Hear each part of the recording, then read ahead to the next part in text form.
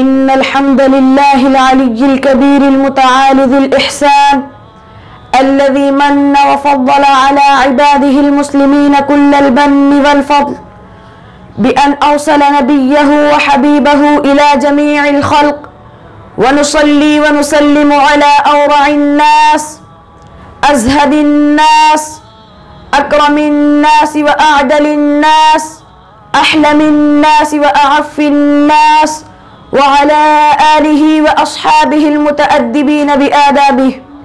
أما بعد، فأعوذ بالله من الشيطان الرجيم. بسم الله الرحمن الرحيم. والضحى والليل إذا سجى. صدق الله العظيم. وأحسن منك لم تر قط عيني، وأحسن منك لم تر قط عيني، وأجمل منك لم تلد النساء، خلقت مبرأ من كل عيب كأنك قد خلقت كما تشاء.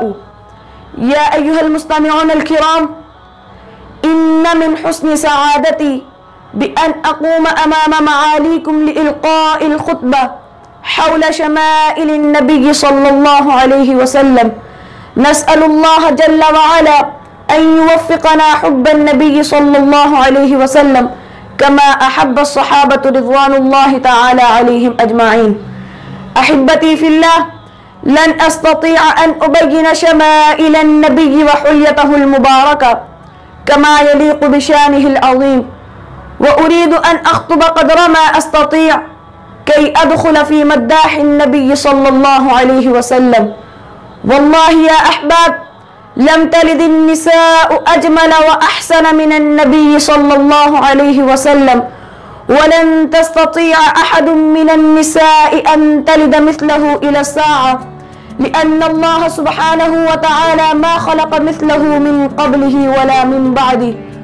وهنا سؤال يتطرق في الأذهان: فكيف كان النبي صلى الله عليه وسلم أحسن خلقا وخلقا؟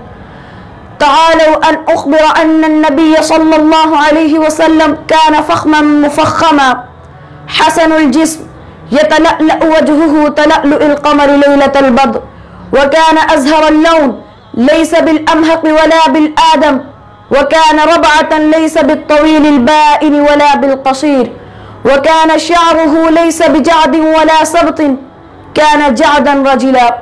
يا أحباب، وكان في وجهه تدوير واسع الجبين، أزج الحواجب، أهدب الأشفار، أدعج العينين، أقنى العرنين، له نور يعلوه، سهل الخدين، صليع الفم، مفلج الأسنان، كث اللحية، له شعر يجرب منكبيه بعيد ما بين المنكبين، وكان عنقه جيل دمية في صفاء الفضة، طويل المسربة، معتدل الخلق، سواء البطن والصدر، أجود الناس صدرا وأصدق الناس لهجة، وألينهم عريكة، وأكرمهم عشيرة. من رآه بديهة هابه، ومن خالطه معرفته أحبه.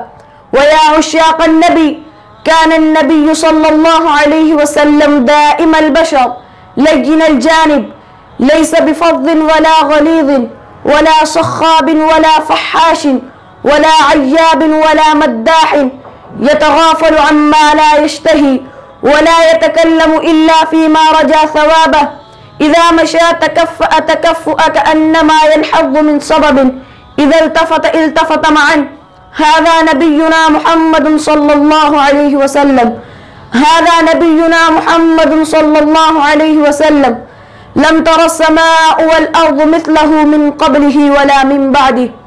أسأل الله جل وعلا أن يوفقنا حب النبي صلى الله عليه وسلم وإياكم لما يحبه ويرضاه من القول والفعل والعمل والنية والهدى، ويجعلنا من أحباء النبي صلى الله عليه وسلم والعلماء العالمين المخلصين الداعين إلى الحق في كل زمان ومكان. آمين. وآخر دعوانا أن الحمد لله رب العالمين.